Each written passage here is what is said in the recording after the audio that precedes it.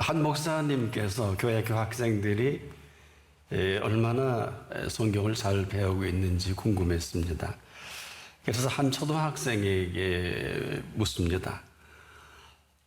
여리고 성은 누가 무너뜨렸니? 너 아니야?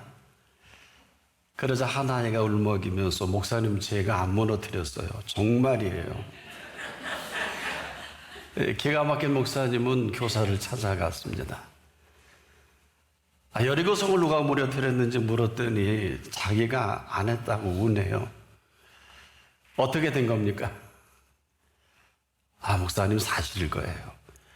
그 아이는 우리 반에서 가장 정직한 아이거든요.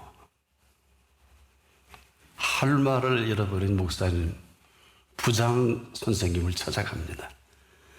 장로님, 여리고 성을 누가 무너뜨렸냐고 물으니 한 아이는 자기가 안 했다고 울고 교사는 아마 그럴 거라고 말하니 도대체 어떻게 된 겁니까?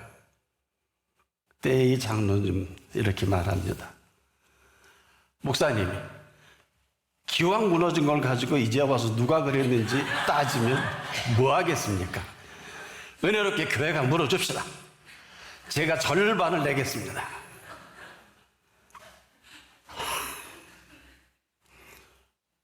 우리가 이렇게 살고 있지 않나요?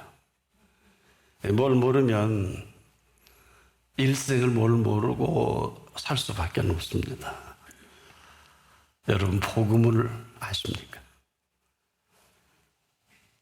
왜 복음입니까? 이것은 저나 여러분이 아무 한계 없습니다. 그런데 건져내시면서 우리를 살려주신 복음입니다.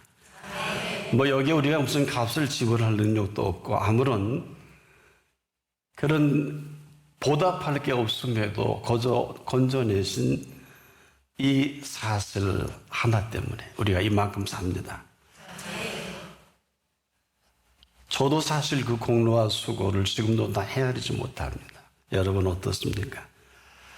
그럼에도 이 한 가지 사실로 인해서 그 공로로 저와 여러분이 오늘 이만큼 잘 살고 있습니다.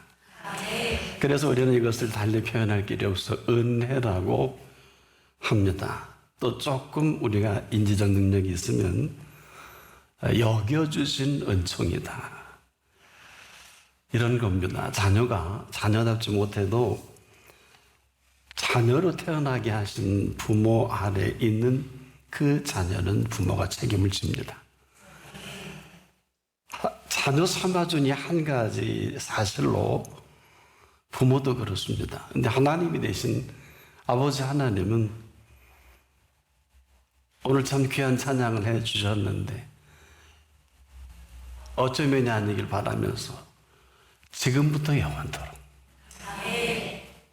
저와 여러분을 자녀로 살아가게 합니다. 단지 우리가 하시라도 나를 삼아주신 이분이 내게 어느 분이냐 삶의 매 순간순간마다 우리는 여기서 결정을 해야 합니다. 이유는 우리의 살아가는 삶의 영역이 그 실체가 그 인정만큼 드러나기 때문에 그렇습니다. 우리가 대통령이면 우리가 대통령의 자녀로 그냥 살아가는 거 아니겠습니까? 왕의 자녀도 마찬가지입니다. 그냥 왕의 자녀로 살아가는 것을 말합니다. 노예라면 노예의 자녀로 살 수밖에 없어요. 이것은 무슨 얘기입니까? 우리는 누구든지 그 부모 아래 살 수밖에 없고 살아가는 인생이다. 그래서 저나 여러분이 하나님의 자녀가 맞다면 하나님의 자녀로 살아가는 것은 당연한 것입니다. 이유는 오직 한 가지, 그의 자녀로 삼아주신 우리의 몫이 아니라 그분의 몫입니다. 이것을 영향력이라고 하죠. 이 영향력을 얼만큼 우리가 공급받고 교통하느냐, 이것은 각자의 몫입니다. 왜? 탕자도 있으니까요. 아니면 집에 있는 탕자도 있으니까. 그러나 이 모든 것은 재벌의 재벌 자녀가 재벌 아버지 밑에서 그 영향력 대로 재벌대로 마음껏 사는 게 자연스러운 거 아니에요? 오히려 그렇게 살지 못하는 게 어색하고 부자유스러울 것입니다. 한마디로 생긴 대로 살아갈 수밖에 없겠죠. 여전히 지금도 장미꽃은 수많은 사람들에게 사랑을 받는 꽃 중에 꽃이죠. 장미꽃이기 때문에 그렇습니다. 들꽃은 지금도 지나가는 사람들에게 그냥 사랑받는 게 자연스러운 일 아닙니까? 우리는 우리가 태어난 곳에서 우리를 피워내게 하신 분 앞에 새순이 돋는다면 줄기가 뻗는 게 맞고, 이 줄기를 쫓아 꽃도 피워내고 결국 때를 따라 열매까지 맺어갈 것입니다. 근데 여기에는 한 가지 놀라운 사실이 있습니다. 바로 그 근거입니다. 여겨주심에 따라서 과연 그 대상이 어떤 분이냐. 나나 여러분이나 내가 나를 여기는 것은 제한적입니다. 하지만 나를 나되게 여겨주시는 그 여겨주심은 오묘하고 신비로울 수가 없어요. 이것은 상상할 수 없는 그 여겨주심의 그 비밀이기도 한데, 이것은 저와 여러분에게 있지는 않고 그분께 있습니다. 이런 거예요. 자연인이면 자연인대로 자연인답게 사는 게 맞잖아요. 요즘 뭐 자연으로 산다, 뭐 산속에 살고 하는데 그거 자기 마음이죠. 뭐. 하지만 하나님의 자녀가 맞다면 하나님의 자녀답게 사는 게 맞습니다. 왜 이렇게 일이 심각할까? 이것은 저나 여러분의 애쓰고 수고함과는 전혀 관계가 없습니다. 하나님의 자녀가 아니라면 그게 맞겠습니다만은, 하나님께서는 지금도 그 자녀를 향해서 여겨주심의 그 비밀은 아마 제가 생애 다 할 때까지 얘기해도 부족할 것입니다. 왜 그러냐 하면 이것은 컨셉 자체가 지금부터 영원까지입니다. 이 비밀을 어떻게 좁은 단어로 제한된 우리 생각으로 펼쳐낼 수 있을까요? 근데 이런 일련의 모든 것이 어디서부터? 이 팩트라는 사실로부터 시작하죠. 오늘이 어떤 시간입니까? 지금은 알파와 오메가 되신 그분 앞입니다. 나는 처음이요, 마지막이라 하신 언제든 이제라도 그 시작이시고 그 마감이시죠. 그래서 여기서 아니면 그냥 아니에요. 여기서 그렇다면 그냥 그런 거예요. 여기서는 끝이다! 그러면 끝입니다. 이스라엘이 이게 가장 힘들었을 거예요. 지금도 흥망성쇠는 여기서 결정납니다.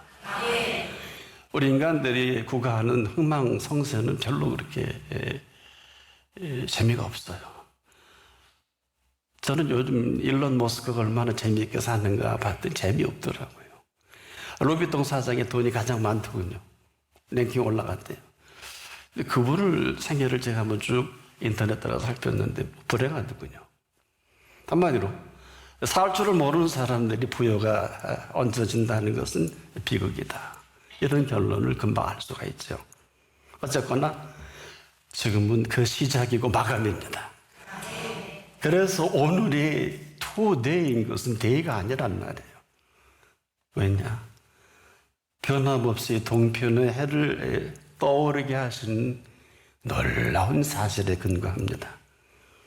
이것은 변함없이 살아계심을 말씀하고 변함없이 살아계신 그 사랑과 아직도 오래 참으시는 증거다. 지금도 저나 여러분이 한 것은 아무것도 없습니다.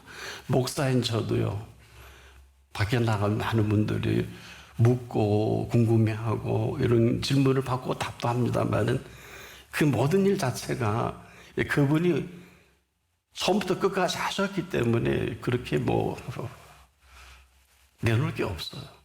그러나 저도 얘기하고 보면 어마어마하대요. 그러나 제게 하는 게 아니기 때문에 이 얘기는 내가 사는 존재의 문제라는 거예요. 지금도 그분의 의가 아니면 여기 한 분도 그분 앞에 쓸 분 없습니다. 여겨주심으로 이만큼 삽니다. 문제는 의로 여겨주시느냐 그렇지 않느냐가 관건이겠죠. 그럼에도 불구하고 오늘 이 기회로 응답하는 한 분 한 분에게는 이 순간 그리고 계속해서 인정이라는 시간이 시작될 것입니다. 이것을 어려운 얘기로 여겨주십니다. 그리고 이 모든 일들을 이제 시작을 하셔야 하기 때문에 이건 우리의 컨셉이 아니에요. 그래서 그때만이 이 일이 일일 수가 있고 그때만이 그 일을 일로 여기시는 이 새로운 뉴 스타트의 시간이다. 사람은 지금도 여러분도 이 일에 힘드시죠. 그러다 아마 죽을 것입니다. 누구나 다 죽습니다. 그러나 이게 사망이냐 생명이냐 하는 것은 여러분에게 달려있어요. 그분에게 있지 않아요. 놀라운 일이죠. 우리도 이렇게 믿는데 그럼 제가 이렇게 여쭙게 뭘 믿으세요? 누굴 믿으세요? 그건 내가 답을 할 수 있잖아요. 아직도 남편이고 아직도 아내고 아직도 부모 아닙니까? 눈에 넣어도 아프지 않을 자녀 아닙니까?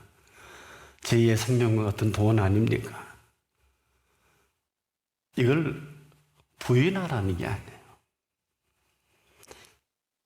오늘도 우리는 일하다 이렇게 끝날 수밖에 없는 인생인데 어느 누가 여기서 예외가 되겠습니까? 여러분, 이 설교 준비한 것도 일이에요. 일주일 내내 준비해도 저는 부족해 쓰레기통에 많이 넣습니다. 일이라면 이것은 어마어마한 일이에요. 왜? 주야 없이. 때로는 꿈속에서도 인도받을 때가 간혹 있어요.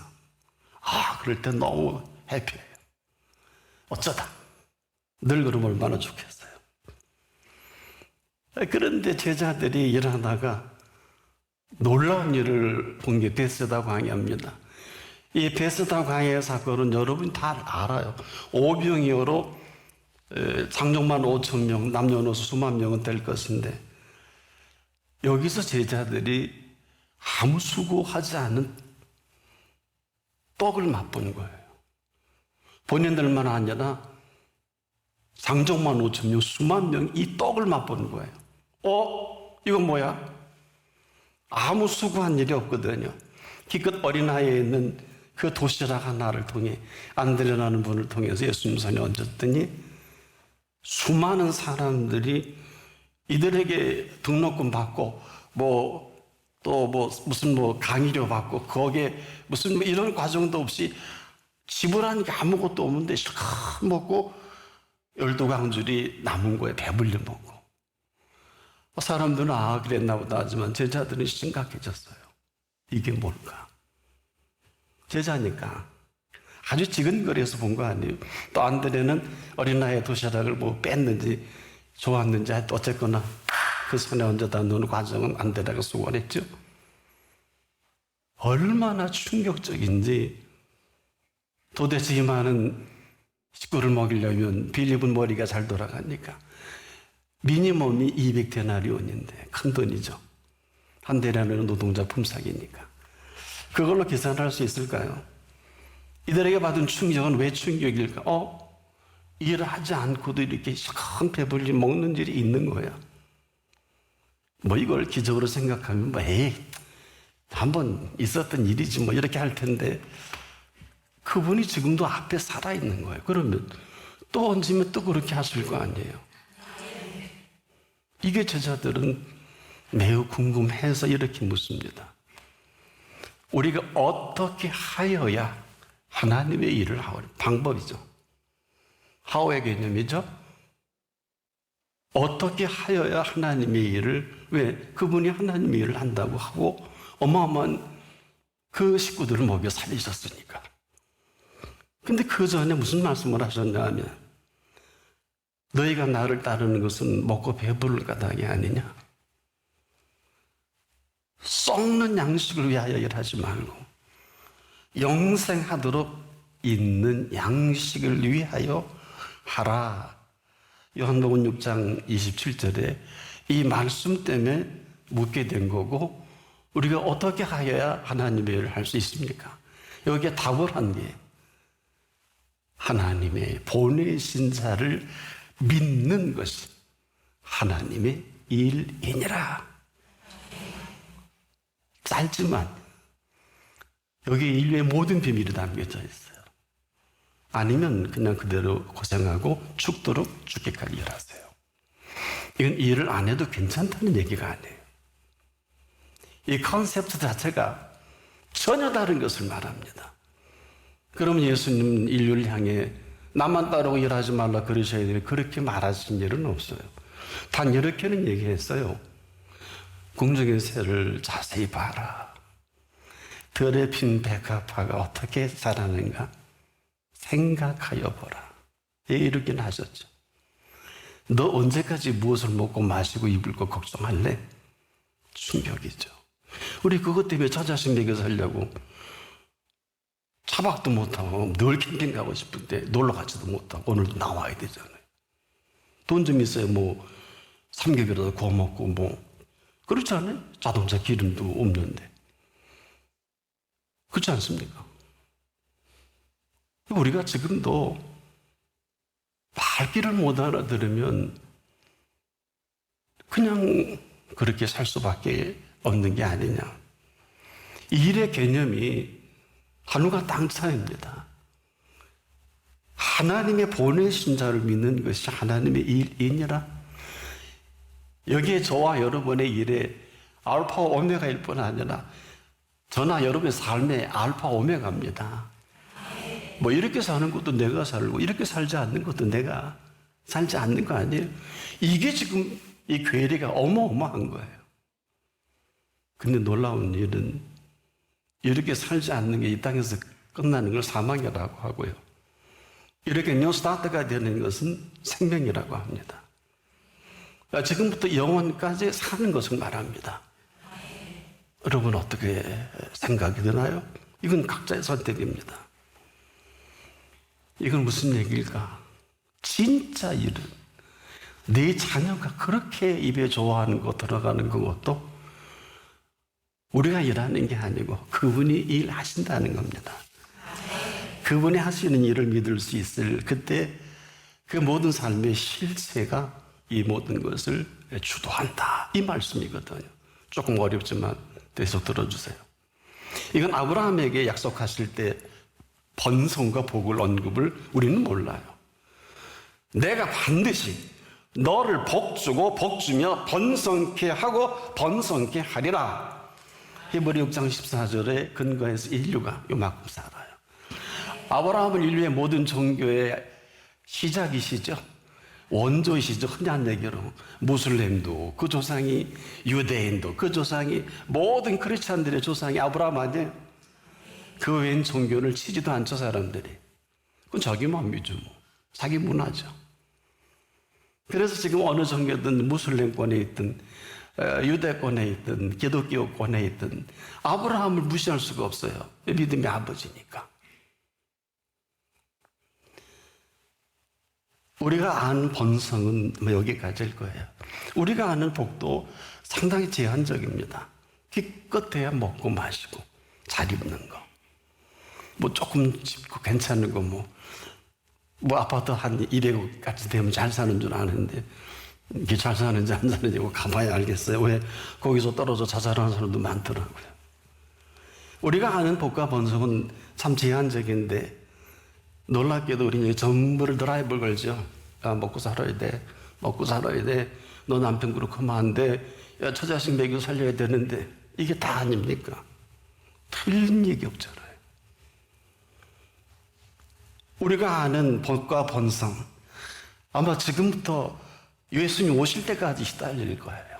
어느 누구도 예외는 없어요. 저로 비롯해서 누구라도. 그래서 우리가 만든 본성은 제한적이며 여기 전부 드라이브를 걸어 먹고 사니까 그분과는 아무 관계없이 자행자재할 수밖에 없잖아요. 예배 때 일해야 되면 일해야 되잖아요. 또 하나님과 교통의 시간에 일하면 일해야 되잖아요. 그보다 더 중요한 게 어디 있어요? 공부도 해야 되고. 이렇게 해서 내가 원하는 것은 혹 이루어 갈 수는 있습니다. 이것은 번성이나 글쎄요. 이걸 복이라고? 이게 번성과 복과 연결이 될까요? 전혀 관계없습니다.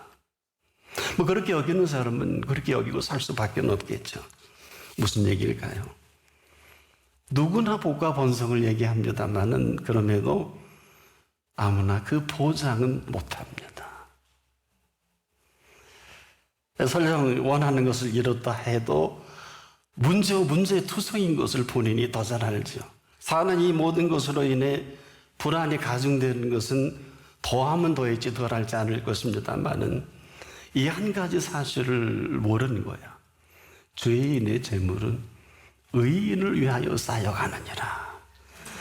잠언 13장 22절의 오묘한 비밀이에요. 여러분 얼마나 정리하고 계세요? 그래서 지금도 복과 번성은 모르는 건 아니에요. 또 우리와 관계없는 것도 아닌데 내가 생각하는 복과 번성은 아무렇게나 대단할 수도 있겠지만 그 마감은 비극이에요. 그래서 우리는 아이고 살만하니까 어마어마하게 다 이뤄놓고 그날로 내 영혼을 도로 찾는 분 앞에 갈 수밖에 없는. 무슨 얘기일까? 우리가 지금까지 알고 있는 이 번성과 복의 제한성입니다. 정렬해 드릴게요. 오늘 왜 동편에 해가 떠오르는 줄 아십니까? 제가 공교롭게 오늘 아침에 일출을 보는 너무 아름답대요. 제가 밤새 이 말씀을 준비하는데 하나님, 근데 오늘 일출은 특별했어요. 너무 아름다워서 일출은. 고맙습니다. 저와 함께 하시니 하고 기도한 일이 있어요. 너무 감동해서 동편에 떠오르는 해는 일출만이 아니라 이 찬란한 일출만큼이나 일몰이 아름다운 인생을 시작하는 것을 바랍니다. 가장 아름다운 시작이 일출과 같은, 그래서 아침에 떠오르는 그 아름다운 그 일출의 시작과 일몰의 마감이죠. 사람들은 근데 지금 전 세계 석양이 아름다운 곳을 찾아다니죠. 이 석양의 아름다움을 모르는 분은 없을 것입니다만 일출에 비할 바가 아닌 일몰은 틀림없어요. 그래서 누구나 이런 말을 하죠. 나도 저 아름다운 황혼에 저 석양처럼 인생을 마감하고 싶다. 제가 아는 유명한 분도 여러분 누구나 마시는데 그분도 마지막 그렇게 하고 운명하시더라고요. 누구나 다 찬란한 인생을 마무리하고 싶어 하죠. 맞는 말입니다. 한 가지를 잊어버렸어요. 뭘까요?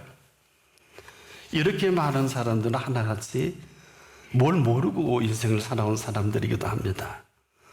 만약에 그걸 아치면 먼저 일출을 알았어야 합니다. 그냥 떠오르는 해로 여기고 살아간 삶이 형편없을 것입니다. 일생 그렇게 살 수밖에 없잖아요. 아름다운 석양의 감탄과 감동을 우리는 할 수 있을런지는 몰라도 일출을 모르고 살아온 사람들이 그냥 준비 없이 석양을 그대로 아름답게만 맞이하고 가만히 인생이 얼마나 쓸쓸하겠습니까? 다들 그렇게 살잖아요. 아마 여러분 처음 들어보십니까? 본인과 아무런 관계없이 맞이하는 석양이 본인도 그렇게 끝나는 거예요. 감탄만 하고 감동이 없었던 거예요. 무슨 얘기일까? 그렇게 석양이 아름답거든 왜 일출에 찬란하고 아름다운 일출을 보지 못했습니까? 라고 묻고 싶어요. 왠 줄 알았어요? 오늘 새벽에 일출이 너무 아름다웠는데 이 아름다운 일출의 이 모습을 보여주기 위한 그분의 준비는 밤새 준비하십니다. 아세요? 그래서 우리 인생의 꽃 피울 그분 앞에서 일출부터 삶을 구가했어야 합니다. 일몰은 이미 끝난 거예요. 모르면 모르는 인생을 그렇게 허드렛 속에 허접스럽게 살 수밖에 없지만 지금도 그분은 우리에게 심각하게 이렇게 말씀하고 계십니다. 사람으로는 할 수 없으되 하나님으로는 그렇지 아니하니. 우리가 이 말씀만 귀담아 들어도 지금은 그 말씀하신 그분의 뉴 스타트 하는 시간입니다. 우리가 딴짓만 하지 않는다면 이 시작과 마감을 당당히 시작과 마감은 일출을 하시는 분이 일모를 하십니다. 저 아침의 일출을 보십시오. 인생의 시작을 말씀하신 메시지입니다. 저 저녁의 일모를 좀 보십시오. 얼마나 찬란한 인생의 마감인지 이건 우리가 알 수 있는 영역이 아닙니다. 바로 일출과 일몰 그 사이에 저와 여러분을 펼쳐가실 삶의 모든 것들이 아주 풍성하게 감춰져 있어요. 설령 인생의 오늘이 마지막이라 할지라도 지는 해라도 제대로 볼 줄 안다면 그 한 분 한 분에게 마지막 인생을 꽃피워낼 내일의 일모를 보게 하실 것입니다. 내일 다시 떠오르는 아침해를 맞이하게 하시는 것도 그분이고 걷어가시는 것도 그분이고 왜 그분 앞에서는 언제나 알파가 되시고 오메가가 되십니다. 그래서 처음과 나중이라고 하신 이분은 이제라도 귀담아 들어보세요. 생명수 샘물로 목마른 자에게 값 없이 주리니 이기는 자는 이것들을 유업으로 얻으리라. 나는 저의 하나님이 되고 그는 나의 아들이 되리라. 계시록 21장 6절로 7절인데 이런 거예요. 일한 것이 없이 하나님의 의로 여기심을 받는 사람의 행복에 대하여 이렇게 말씀하셨습니다. 다윗이 말한가 그 불법의 사하심을 받고 그 죄를 가리우심을 받는 자는 복이 있고 주께서 그 죄를 인정지 아니하실 사람은 복이 있도다 하신 그 사실이십니다. 뭘까요? 여겨주심의 행복으로 행복한 생애를 펼쳐가시겠다는 겁니다. 이제라도 이런 여겨주심의 행복으로 여겨주신 행복한 인생이 뉴 스타트 되길 바랍니다.